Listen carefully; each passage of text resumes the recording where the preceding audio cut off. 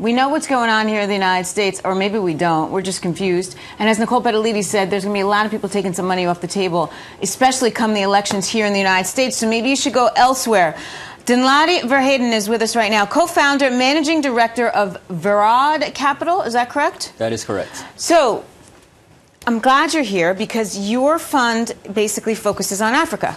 Yes, we do. Started in Nigeria. Yes. And now you're looking to expand to other parts of the continent. Why? You are from there, so clearly you saw, what, growth, opportunity? There's a massive opportunity right now in Africa. Africa is often considered to be the last frontier, the final frontier. Data is very scarce and hard to come by, but if you look at Africa and Africa's growth rate compared to the rest of the world, it's really amazing. In 6 of the fastest growing economies in the world right now are from Africa. By year 2015, 7 of them are supposed to be from Africa. Africa is supposed to grow at the rate of 7% per year for the next 20 years, which is double the world's growth rate. So it's really an exciting place to be in right now. But yet there are parts of Africa that don't even have running water. Absolutely. So is that part of the growth? It's an entire continent, and what I gave you were numbers for averages. Right. Some places are doing obviously better than others, but even places without running water, that just speaks to an opportunity, right? So the opportunity is for people to go in there, put in running water and different services, and you can make money from it. So how would we do this? Do we invest in through your fund, or are there companies in Africa that we could invest in directly? You could do both. There are a number of funds that are actually, there's some New York-based funds, there are London-based funds, there are other African-based funds like my company that invest on behalf of investors, or you could also invest directly into some companies. A lot of companies listed on stock exchanges across Africa that have very attractive growth rates, trading at very low multiples. Like what? Like, for instance, there are oil companies, for instance, there are oil and gas companies. Drilling, refinery, things Absolutely. like that. Yeah, water companies in particular. well.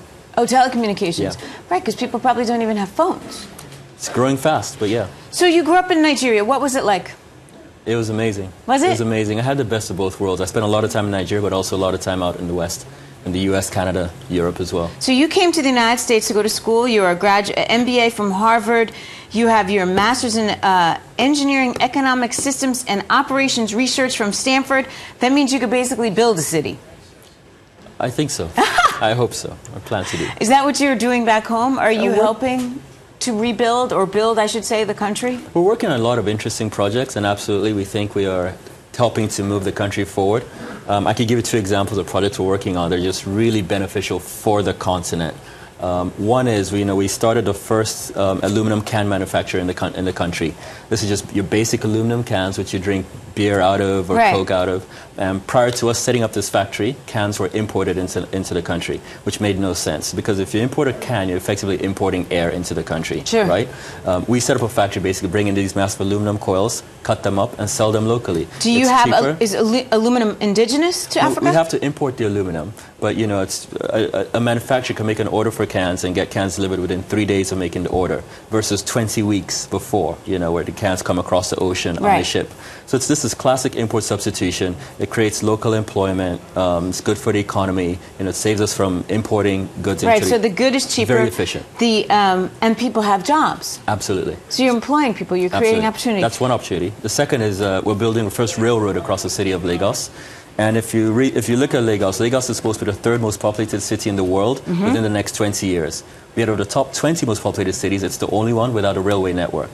I think New York had a railway back before the 1900s, yes. So did London and so did Paris.